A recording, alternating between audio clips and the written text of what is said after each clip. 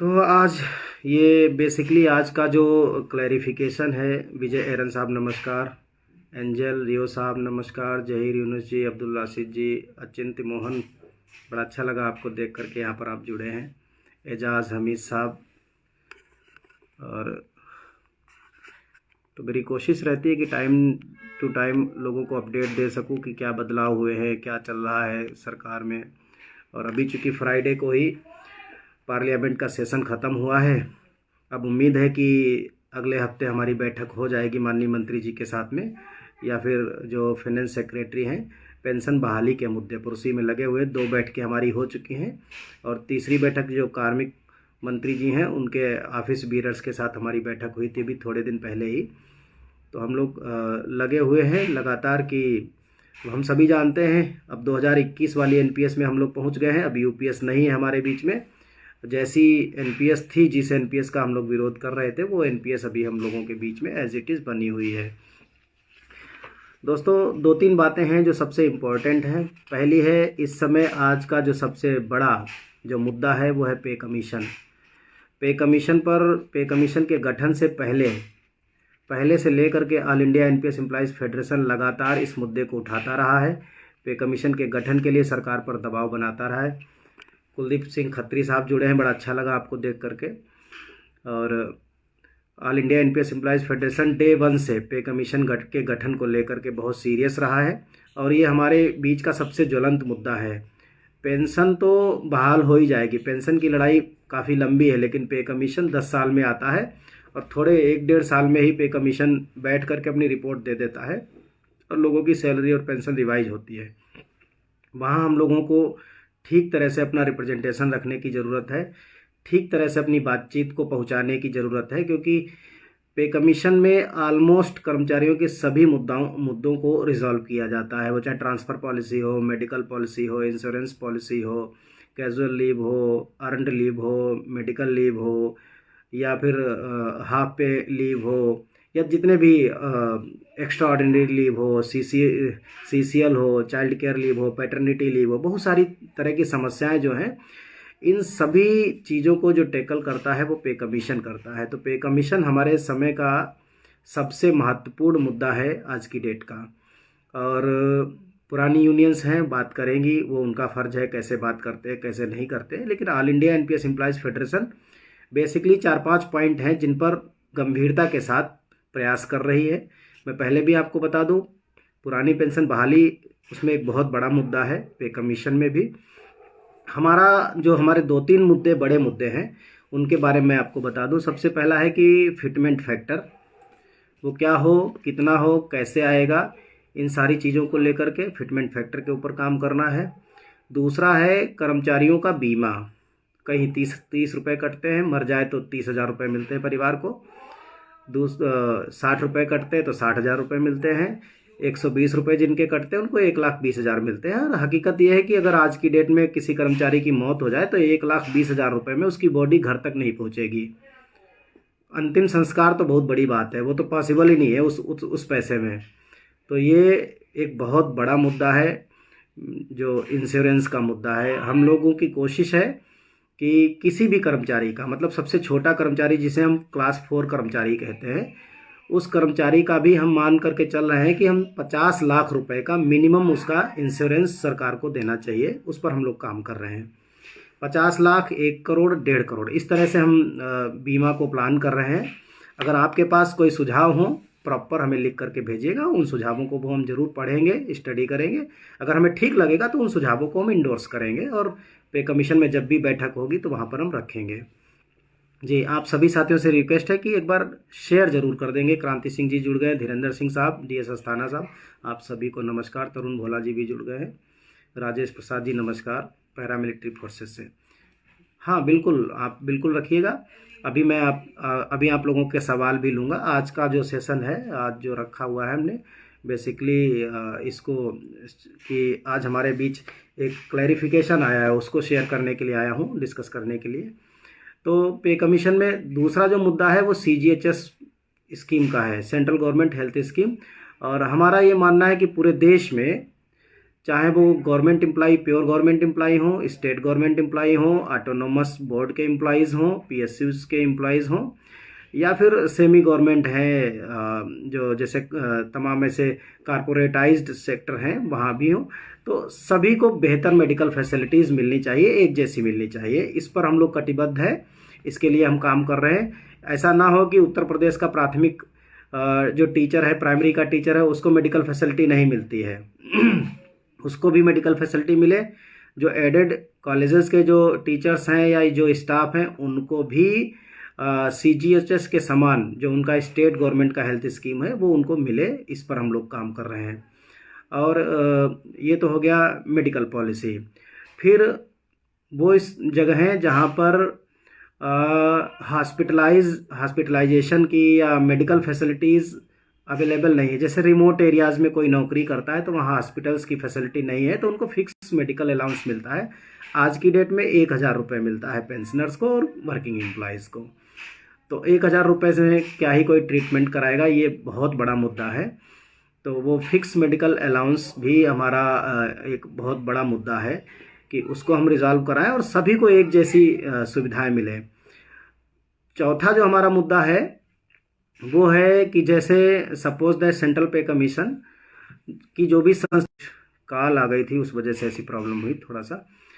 तो जो चौथा हमारा जो सबसे बड़ा मुद्दा है कि वो ये है कि जैसे सेंट्रल गवर्नमेंट का 8वां पे कमीशन लागू होने वाला है, 1.5-2 साल में हो ही जाएगा किसी न किसी तरह से, कैसे न कैसे एक दिन रिपोर्ट आएगी, फिर लागू हो जाएगी और लोगों को वो सारी चीज़ें मिलेंगी भी। मुद्दा ये है कि तमाम, जैसे पंजाब में अभी 6ठा पे कमीशन चल रहा है और पश्चिम बंगाल में भी अभी 6ठा पे कमीशन चल रहा है। मैंने पूर्वोत्तर भारत के तमाम राज्यों को विजिट किया है, वहाँ के कर्मचारी संगठनों से मिला हूँ, कर्मचारियों से मिला हूँ। चल तो वहाँ 7वां पे कमीशन रहा है, लेकिन उनका पे मैट्रिक्स या जो पे स्ट्रक्चर है वो एकदम अलग है। जैसे अगर मैं बिहार की बात करूँ, बिहार का जो प्राइमरी का टीचर है उसका बेसिक 25,000 रुपये है, जबकि सेंट्रल गवर्नमेंट का या जो यूपी का बेसिक टीचर है उसका 35,400 रुपये बेसिक सैलरी है। तो ये बेहतरीन, मतलब जो है ये इतने बड़े बड़े डिफरेंसेज हैं, इतनी बड़ी बड़ी एनोमलीज हैं कि उसी जगह पर सपोज दैट कि नालंदा में एक केंद्रीय विद्यालय में टीचर है और एक नालंदा में बिहार सरकार का प्राइमरी का टीचर है। दोनों एक ही जगह रहते हैं, एक ही रूम में रहते हैं, मान लो दोस्त है और दोनों स्कूल वहीं पोस्टिंग है, एक ही जगह रहते हैं। तो एक को बेसिक सैलरी 35,400 और एक को बेसिक सैलरी 25,000। ये एक बहुत बड़ी एनोमली है। दोनों एक ही काम कर रहे हैं, सेम पोस्ट पर हैं। ऐसे ही त्रिपुरा में भी मैंने देखा है, उनका भी पे कमीशन का जो पिछले जो मतलब 7th जो पे कमीशन उनके यहाँ लागू हुआ, तो वो पे स्ट्रक्चर ही एकदम अलग है, पे मैट्रिक्स पूरी की पूरी अलग है। मिज़ोरम में भी मैंने देखा, मेघालय में भी देखा, पूरी अलग है। तो अजय पांडे साहब लिख रहे हैं आपके हर मुद्दे का समर्थन। Thank you Ajay Pandey ji. तो मैं ये बात बताना चाह रहा हूँ कि ये इस तरह के मुद्दे हैं, जब भारत सरकार कहती है, हमारा पूरा देश कहता है कि एक देश एक संविधान, एक भारत श्रेष्ठ Bharat, one nation one ration, one nation, सब कुछ मतलब एक संविधान। तो उस आवाज़ स्पष्ट नहीं आ रही। अमित जी का मैसेज आया। अमित जी नमस्कार। शायद थोड़ा सा नेटवर्क का इशू है, लेकिन मैं उस पर हूँ, वाईफाई कनेक्शन पे हूँ। मेरे ख्याल से हमारे यहाँ तो ठीक है, कभी कभी दिक्कत हो जाती है थोड़ी बहुत, तो थोड़ा सा एडजस्ट कीजिएगा प्लीज़। अब इसमें कुछ हम कर तो सकते नहीं हैं। तो हाँ, तो ये इस तरह के जो इशूज है इनको हम रख रहे हैं। 5-6 हमारे इशूज हैं बेसिकली।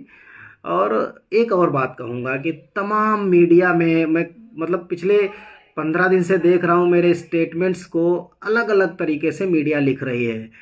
हमने अभी तक कोई भी फिटमेंट फैक्टर भारत सरकार को दिया नहीं है। अरे अभी पे कमीशन का ऑफिस ही नहीं मिला, अभी पे कमीशन ने काम ही नहीं करना शुरू किया, तो हम रिप्रेजेंटेशन देंगे किसको? तो अभी तक किसी भी संगठन ने पे कमीशन कोई रिप्रेजेंटेशन नहीं दिया है, कोई भी फिटमेंट फैक्टर की डिमांड नहीं की गई। कल मैंने देखा, कल दैनिक जागरण के एक न्यूज़ में और एक कोई और बड़ा न्यूज़पेपर है, मुझे ध्यान नहीं आ रहा, उसमें भी मेरे ख्याल से नवभारत टाइम्स में भी मेरा एक स्टेटमेंट छपा है और उस पर हेडलाइन लिखी है कि कर्मचारी संगठन ने 2.64 का फिटमेंट फैक्टर सरकार से मांगा। तो ये पूरी तरीके से गलत न्यूज़ है और बड़े बड़े प्लेटफार्म पर इस तरह की न्यूज़ आ रही है। देखिए, मैं बार बार बोलता हूँ, मुझे फाइनेंस मिनिस्ट्री के कई साथी हैं जिन्होंने बोला कि 1.9 ही मिलेगा, कोई बोलता है 1.72 ही मिलेगा, ऐसे भी लोग बोलते हैं। मैं आप लोगों को एक बात तो क्लियर कट बता दूं कि 1.91 या 1.92 पॉसिबल नहीं है। मतलब 1.92 पर तो आप ऑलरेडी होंगे without profit and without loss के। मतलब ऐसे समझिए कि 2.1 से किसी भी तरीके से भारत सरकार भी अगर फिटमेंट फैक्टर को कम भी करना चाहे तो कर नहीं सकती। साकेत नौडियाल जी जुड़े हैं, बहुत अच्छा लगा आप जुड़े, बहुत बहुत धन्यवाद। एक बार शेयर भी कर देंगे तो और अच्छा लगेगा। तो कोई भी सरकार मतलब 2.1 से तो कम पॉसिबल ही नहीं है, पॉसिबिलिटी ही नहीं है जी। सरकार को जो कर रहा है, पता नहीं क्या लिख रहे हैं, मुझे समझ में नहीं आ रहा है। तो खैर ये तो पॉसिबल नहीं है कि तमाम तरह के जो मीडिया में इस तरह की खबरें आ रही हैं उन पर ध्यान ना दें। इम्पॉर्टेंट ये है कि all India NPS employees federation लगातार कुछ मुद्दों पर, पे कमीशन के कुछ मुद्दों पर लगातार मुद्दों को उठा रहा है मीडिया के माध्यम से।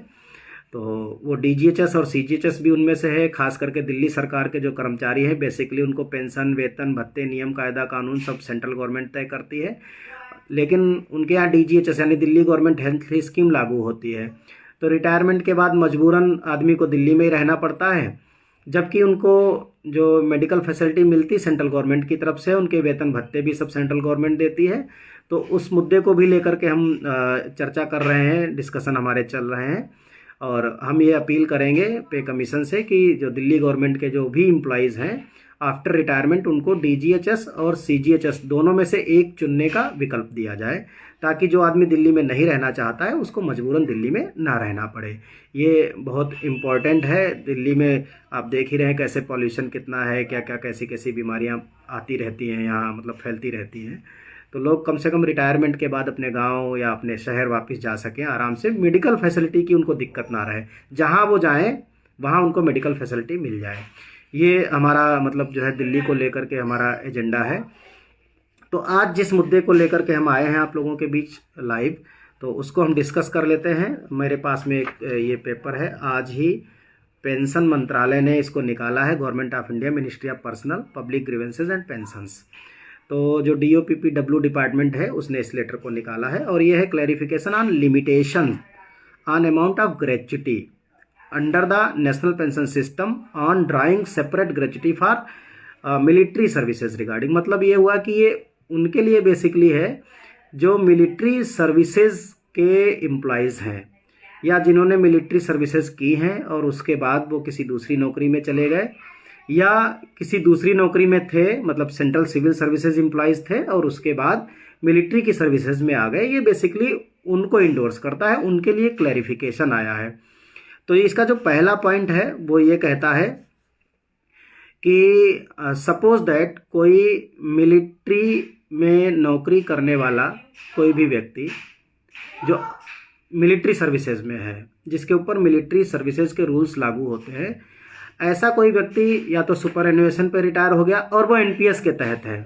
समझिएगा पहला पॉइंट, कोई मिलिट्री सर्विसेज में काम करने वाला एनपीएस कर्मचारी अगर सुपर एनुएट कर गया है यानी रिटायर हो गया है, या फिर उसे कंपलसरी रिटायरमेंट दे दिया गया है, या फिर उसे डिसमिस कर दिया गया है, या फिर उसे रिमूव कर दिया गया है, और या फिर एक और है उसमें टर्म की कंपेशनेट, उसको जो है मतलब जो है बाद में क्या हुआ, रिटायर होने के बाद या कंपलसरी रिटायर होने के बाद या डिसमिस होने के बाद उसको रीएम्प्लॉयमेंट कर दिया गया वहाँ पे।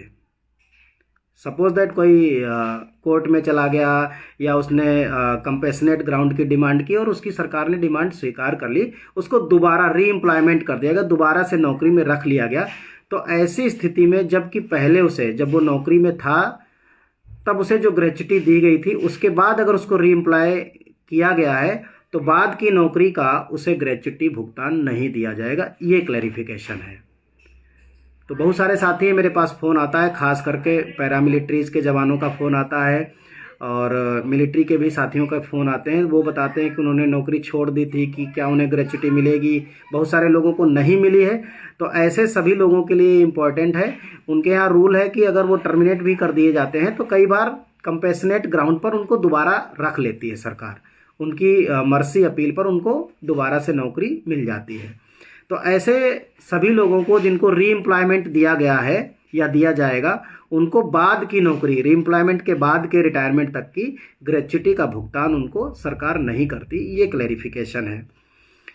पॉइंट नंबर इसका 1 में ही ये कहा गया है कि अगर पॉइंट नंबर 2 में अगर कोई कर्मचारी सपोज दैट मिलिट्री सर्विसेज से रिटायर हो गया है या उसने मिलिट्री की सर्विसेज छोड़ दी हैं और वो सिविल सर्विसेज में, चाहे स्टेट गवर्नमेंट में चला जाए और चाहे सेंट्रल गवर्नमेंट में चला जाए, खास करके वो स्टेट की बात नहीं करते क्योंकि ये सेंट्रल पॉलिसी पे बात करते हैं। सेंट्रल गवर्नमेंट में चला गया है, दूसरी नौकरी लग गई है, पहले वहाँ नौकरी कर रहा था फिर यहाँ नौकरी करने लगा, तो ऐसी स्थिति में अगर वो थ्रू प्रॉपर चैनल था तो उसकी सर्विसेज जुड़ गई तो ग्रेच्युटी भी उसकी एडिशनल जुड़ जाएगी और 25 लाख जो अभी मैक्सिमम उसकी लिमिट है उससे कम ही रहेगी।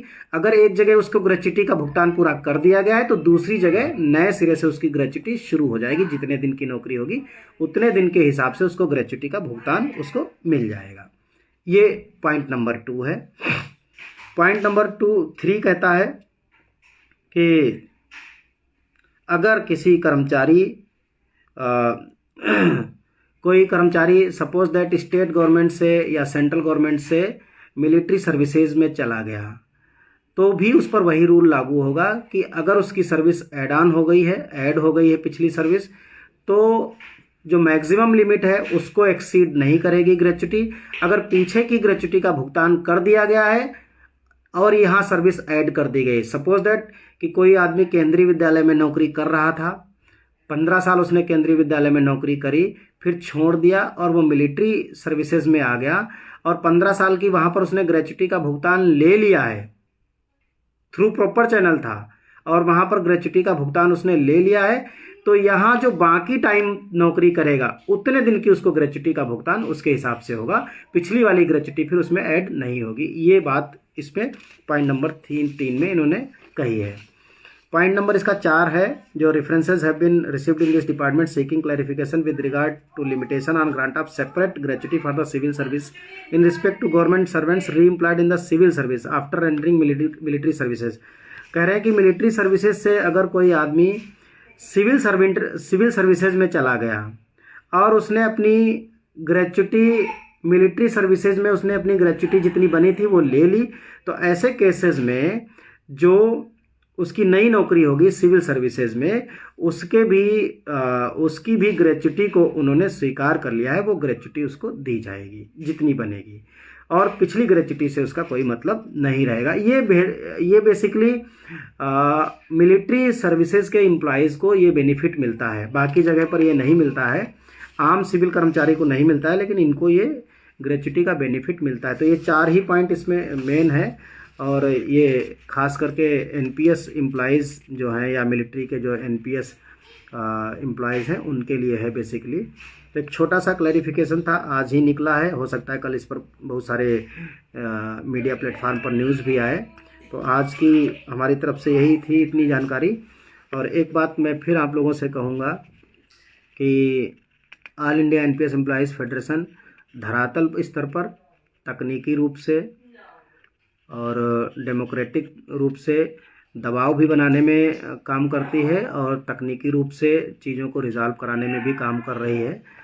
हम खाली ढोल नहीं बजाते हैं, केवल ढोल बजाने का हमारा काम है नहीं कि हमें फिटमेंट फैक्टर 3 से कम नहीं चाहिए, 3.84 चाहिए, 5.5 चाहिए या इतना चाहिए, हम ऐसे नहीं होता है। ना ही ऐसे केवल किसी को अगर ये लगता है कि 3.84 मांगने से हमको 2.84 मिल जाएगा तो फिर मैं 3.84 नहीं मैं 10.84 मांगूंगा, ऐसे होता नहीं है।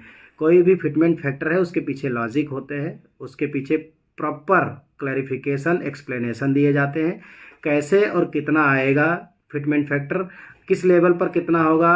18 लेवल हैं, कोई लेवल कम ज़्यादा करने की ज़रूरत अगर लगती है बहुत सारे डिपार्टमेंट्स में प्रमोशन की दिक्कत है, होते ही नहीं, जिस पोस्ट पे आदमी लगता है उसी पोस्ट पे रिटायर हो जाता है। तो ऐसी भी समस्याएं, इन सारी चीज़ों को कैटर करते हुए फिटमेंट फैक्टर वगैरह बनते हैं। इतना ऐसे नहीं बनता। मेरी वाल पे लोग लिखते हैं कि 3.84 से कम नहीं चाहिए, तो ठीक है, कम नहीं चाहिए, कम मत लेना। हमारा काम यह है कि अगर आप 3.84 से कम नहीं चाहिए तो 3.84 के पीछे प्रॉपर एक्सप्लेन करके बताओ कि कैसे 3.84 आया, वो बताओ, या कैसे 2.84 निकाला आपने, कैसे आया वो बताओ। और नहीं तो ऐसे मैसेज करने का मतलब वाल पे फेसबुक पे लिख देते हो तो इससे कम नहीं चाहिए, केवल आलोचना करनी है तो फिर करते ही रहो, फिर उसका कोई मतलब नहीं है। तो all India NPS employees federation इस तरह से काम करता है और चाहता है कि ऐसे साथी जुड़े। हम ये अपील भी कर रहे हैं आप सभी साथियों से कि all India NPS employees federation से जुड़ें, हमारा जो फेसबुक पेज है उससे जुड़े और हमारी मेंबरशिप भी लें। हम लोग फ्री ऑफ कास्ट मेंबरशिप करते हैं, 1 रुपये से मेंबरशिप करते हैं। जो भी चाहे 1 रुपया दे करके हमारा मेंबर बन सकता है, वो हमारे मेंबरशिप बने। और जितने देश भर में बहुत सारे संगठन हैं उनसे भी हम अपील करते हैं कि all India national public sector employees federation के साथ अभी तक 62 एसोसिएशंस जुड़ चुकी हैं। हम मिलजुल करके काम करते हैं, खास करके स्टेट गवर्नमेंट एम्प्लॉयज़ के जो एसोसिएशन है उनसे मैं अपील करूंगा कि हमारा फेडरेशन पहला ऐसा फेडरेशन है जो सेंट्रल पे कमीशन के साथ वार्ता करने में, आपके भी मुद्दे को वहाँ तक पहुँचाने में न केवल सहयोगी होगा बल्कि सक्षम है वहाँ तक पहुँचाने के लिए। तो हम चाहेंगे जितनी एसोसिएशन हमसे जुड़ेंगे उतने हम लोग मजबूत भी होंगे और उतना बेहतर तरीके से सरकार के पास हमारी बात जाएगी। बहुत बहुत धन्यवाद पटेल मधु बहन, आपका भी बहुत बहुत स्वागत है। बहुत सारे लोग जुड़े, सुधीर रूप जी भी, तरुणा शर्मा जी, आप सभी को बहुत बहुत धन्यवाद। जनक सिंह रावत जी, बहुत सारे लोगों को मैं नहीं देख पाया हूँ, लेकिन जितने भी साथी जुड़े हैं आप सभी को बहुत बहुत धन्यवाद। और एक बार बिलेटेड मेरी क्रिसमस, बिलेटेड तुलसी पूजन की बहुत बहुत शुभकामनाएं और आने वाले नव वर्ष की बहुत बहुत शुभकामनाएं। सभी के लिए नया साल बहुत बहुत शुभ साबित हो, बहुत बहुत मंगलकारी हो, खूब तरक्की करें और स्वस्थ रहें, निरोग रहें। और कर्मचारी हित के लिए ही नहीं, समाज के हित के लिए, देश के हित के लिए, राष्ट्र के हित के लिए जहाँ ज़रूरत पड़े आवाज़ भी उठाते रहें। जहाँ जैसे बन पाए अपनी बात कहें, अन्याय के प्रति ज़रूर आवाज़ उठाएं, अन्याय को देख करके चुप बिल्कुल भी ना रहें। और इन्हीं शब्दों के साथ मैं आप सभी से विदा लेता हूँ। बहुत बहुत धन्यवाद। जय हिंद, जय भारत। अगर किसी साथी का कोई क्वेश्चन हो तो मैं ले लेता हूँ। सतपाल सिंह जी, भविष्य में पैरामिलिट्री फोर्स जवानों की यूपीएस बहाल हो सकती है? बिल्कुल हो सकती है, हमें पूरा भरोसा है। पैरामिलिट्रीज़ के लिए पुरानी पेंशन हूबहू बहाल हो सकती है। और कोई क्वेश्चन है? 2 जनवरी 2026 को आज़ाद अध्यापक शिक्षक संगठन के सम्मेलन, स्वागत है भोपाल के लिए अभी तक मेरे पास क्लैरिफिकेशन नहीं आया है, लेकिन 2 जनवरी को भोपाल में हमारा आज़ाद अध्यापक शिक्षक संघ का कार्यक्रम सफल हो, उसके लिए बहुत बहुत शुभकामनाएं। और मुझे भरोसा है कि आज़ाद अध्यापक शिक्षक संघ मध्य प्रदेश के सभी शिक्षकों के लिए वरिष्ठता से पुरानी पेंशन बहाली का भी जो है एक तोहफा लेकर के पेश होगा। नए साल में लोगों को वरिष्ठता बहाली मिलेगी, इसके लिए भी शुभकामनाएं। संतोष प्रजापति जी धन्यवाद। कृष्ण गोपाल जी, साची पाठक भारद्वाज जी, थैंक यू सो मच। अगर कोई सवाल हो तो मैं ले लेता हूं। कोई साथी अगर किसी का क्वेश्चन हो तो मैं देख लेता हूं, मैं ऊपर के कमेंट्स भी देख लेता हूं अगर कोई सवाल हो तो, नहीं तो फिर इसको हम समअप करेंगे। हाँ, 2.1 से ऊपर ही मिलना चाहिए। अब भैया मैंने 2.1 ये कहा कि ये तो बिना प्रॉफिट के है, मतलब 2.1 से तो कम पॉसिबल ही नहीं। मेरे पास बहुत सारे लोग दलील देते हैं, फिनेंस मिनिस्ट्री के लोग, कि 1.9 से ऊपर नहीं जाएगा, 1.7 से ऊपर नहीं जाएगा। तो उनको बताने के लिए है कि भैया 2.1 तो ड्यू होगा, मतलब नो प्रॉफिट नो लॉस पे होंगे आप। मैं इसको एग्जाम्पल से समझा देता हूँ आज, मैं इसको ध्यान से सुनिएगा अगर आप लोग तो समझ जाएंगे। सपोज दैट कोई आज कर्मचारी है और पे कमीशन को, जैसा कि सरकार कह रही है, पे कमीशन को आने में अभी कम से कम 1.5 साल और 1.5 से 2 साल लगेगा ही लगेगा। तो यानी कि 2 साल के बाद आप होंगे 1 जनवरी 2028 में। 1 जनवरी 2028 में, यानी जो आज आपकी जो सैलरी है, सपोज दैट अगर मेरी 76,500 बेसिक सैलरी है तो हम 83,100 पर होंगे। कोई आदमी जो आज की डेट में जो 35,000 पे है वो होगा वहाँ 40,000 के आसपास या 39,000। तो और डीए कम से कम 5 बार बढ़ चुका होगा, साल में 2 बार बढ़ता है, तो 26 में 2 बार बढ़ेगा, 27 में 2 बार बढ़ेगा, और डीए 28 का जनवरी का ड्यू हो जाएगा, यानी 5वां डीए ड्यू होगा।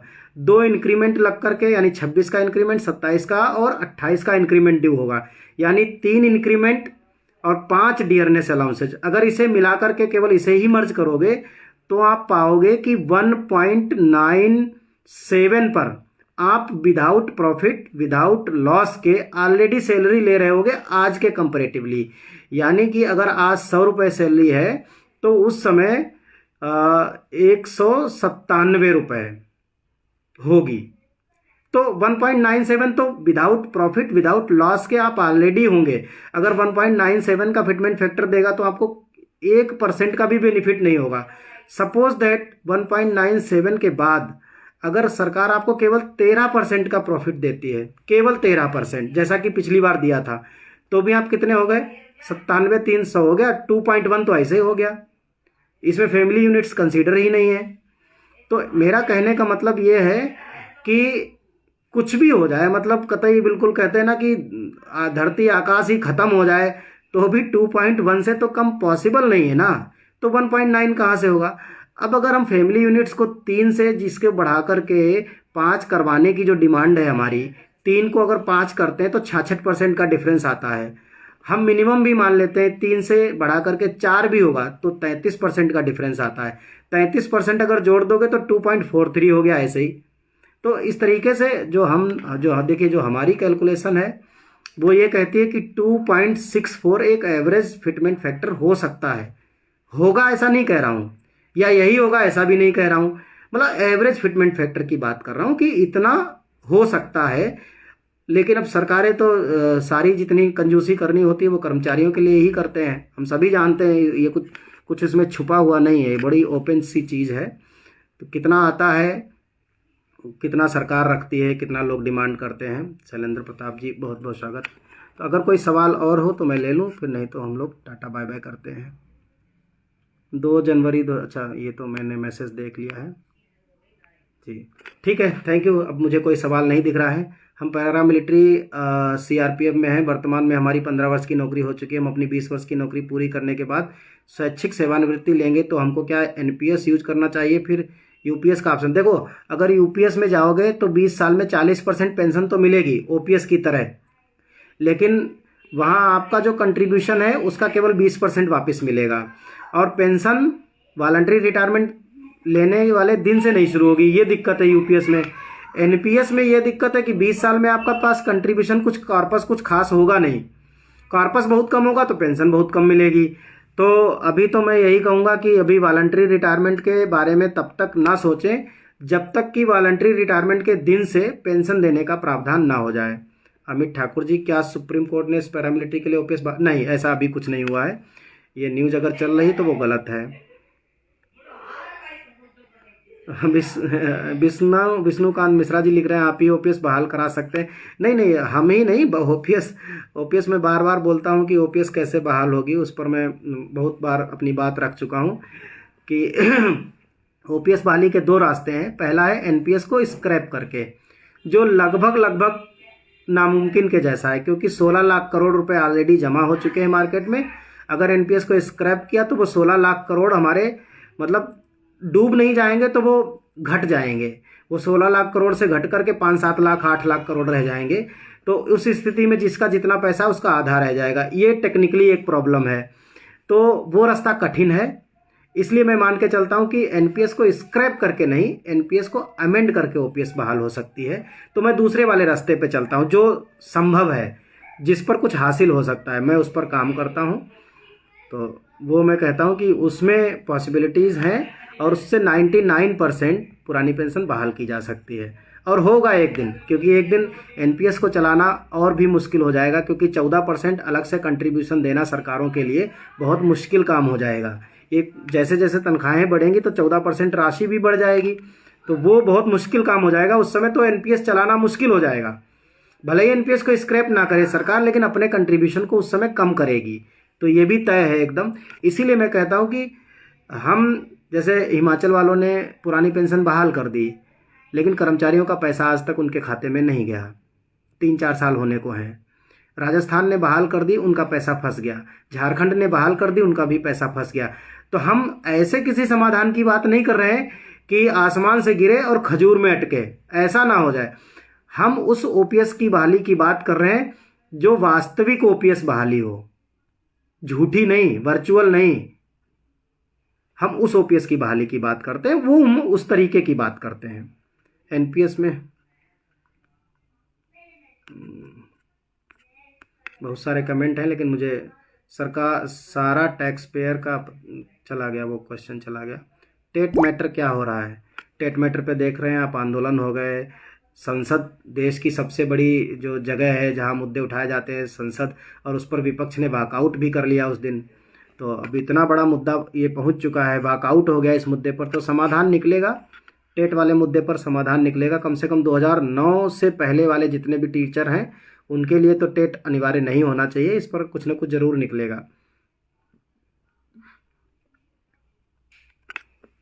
जब केंद्र सरकार वो बहाल करेगी तभी राज्य सरकार बहाल, नहीं, ऐसा नहीं है कि जब केंद्र सरकार बहाल करेगी तो ही होगा, ऐसा नहीं है। राज्य सरकार चाहे तो अपने कर्मचारियों के लिए पुरानी पेंशन बहाल कर दे, लेकिन जो उनका पैसा और जो सरकार का अंशदान मिल करके जो चला गया एनपीएस ट्रस्ट में, और उस ट्रस्ट से चला गया अलग अलग बैंकों के पास, वो बैंकें स्टेट गवर्नमेंट के कंट्रोल में नहीं है, वो सेंट्रल गवर्नमेंट के पास है वो पीएसयूज। वहां से वो पैसा कैसे निकलेगा? वो तब तक नहीं निकल सकता जब तक कि पीएफआरडीए में संशोधन ना हो। और पीएफआरडीए में संशोधन कौन कर सकता है? सेंट्रल गवर्नमेंट कर सकती है, वो स्टेट नहीं कर सकता।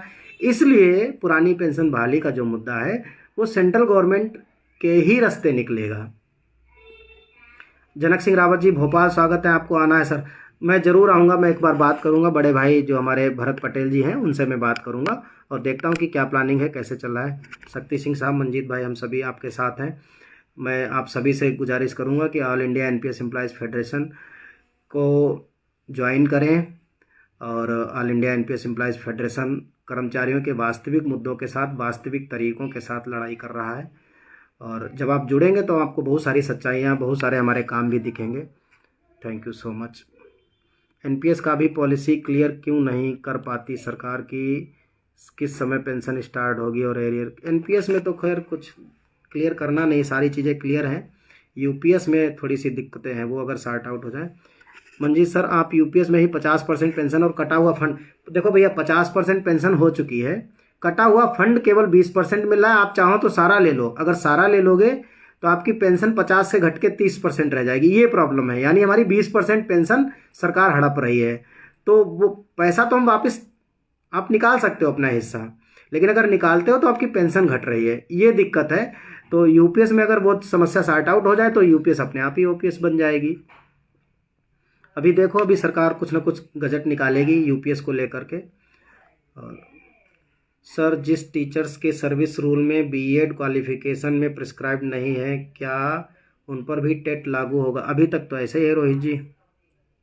कितनी सर्विस हुई है और कितनी बाकी है अभी? अच्छा, किसी के क्वेश्चन के, बिल्कुल अभी यूपीएस में कोई फ़ायदा नहीं है, कोई मतलब नहीं। किसी को वॉलंटरी रिटायरमेंट लेना पड़े तो कैसे यूपीएस में गुजारा करेगा? कोई और सवाल हो तो 1 मिनट में मैं ले लेता हूँ। 1 मिनट, कोई सवाल अगर आप लिखेंगे। देवेंद्र उपाध्याय जी ने कुछ लिखा है, दिख नहीं रहा है मुझे कि क्या लिखा है। स्लो कनेक्शन आने की वजह, सीएपीएफ को सिविल एम्प्लॉय की तरह बताना कितना सही है? नहीं, सीएपीएफ भारतीय संघ के सशस्त्र सीमा बल हैं, सिविल एम्प्लॉयज़ नहीं है। सिविल एम्प्लॉयज़ नहीं है, पैरामिलिट्री है। वो मिलिट्री है, ये पैरामिलिट्री है, बस इतना अंतर है। सर, आप हैं तो हौसला मिलता है। Thank you so much, thank you so much. सारे क्वेश्चन मैंने देख लिए हैं, बहुत बहुत धन्यवाद।